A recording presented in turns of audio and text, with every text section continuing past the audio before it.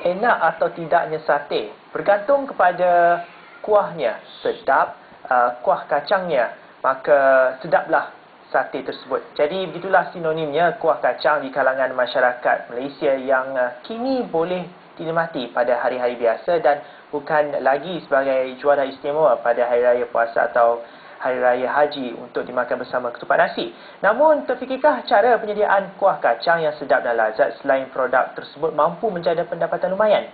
Minggu ini, wartawan Awani Business Awani Plus berkongsi pengalaman usahawan wanita gigih yang berjaya menghasilkan kuah kacang untuk tujuan komersial. Di kampung Datuk Ahmad Said, Manjoi, di Ipoh, Jamilah Mansur, 50 tahun, memulakan perniagaan secara kecil-kecilan membuat kuah kacang dengan hanya modal awal RM50. Kisah itu berlaku pada 1994 apabila beliau memulakan perniagaan menjual pecal di warung berhampiran rumahnya. Bermula dari detik itu, Jamilah tidak menoleh ke belakang lagi apabila kuah pecalnya mendapat sambutan yang menggalakkan dari penduduk tempatan yang berkunjung ke warungnya. Justru dia bertekad untuk mengkhususkan perniagaannya bagi mengeluarkan kuah kacang secara komersial dan menyimpan hasrat untuk dipasarkan sebagai produk makanan popular di pasaran tempatan hingga ke seberang laut.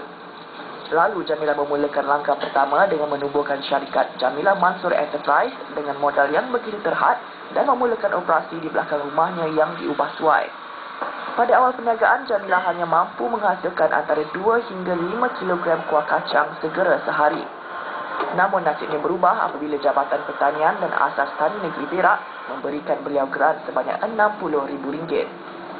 Sejak itu Jamilah mampu memproses lebih 300 kilogram kuah kacang sehari dan jumlah itu meningkat sehingga 500 kilogram menjelang setiap musim perayaan. Kita buat sendiri tumbuk tangan dengan lesung kaki lah, daripada lesung tangan kita buat lesung kaki. Masa itu pendapatan lebih kurang dalam 2,000, 3,000 sebulan lah. Bersih kan. Lepas tu bila kita dapat mesin, peningkatan tu kita dah boleh buat banyak.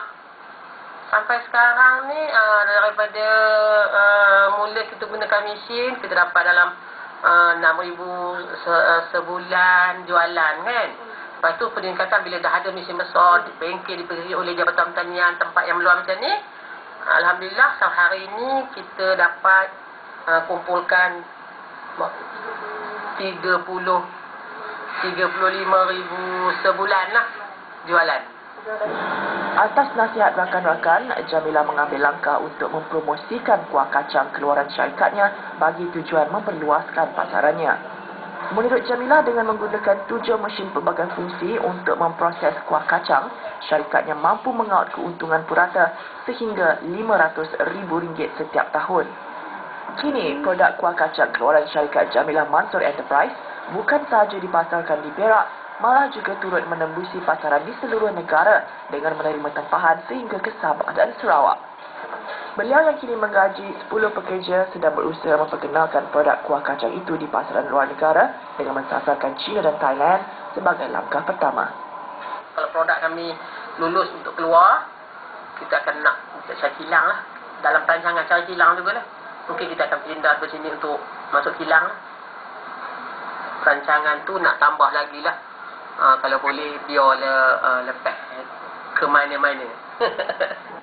Jamilah juga berpendapat bagi menjamin produk keluarannya, faktor pembungkusan amat penting kerana ia berperanan sebagai daya tarikan utama pelanggan.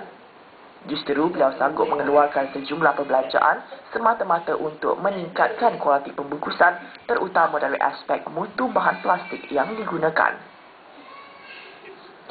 Syarikat elektronik Panasonic akan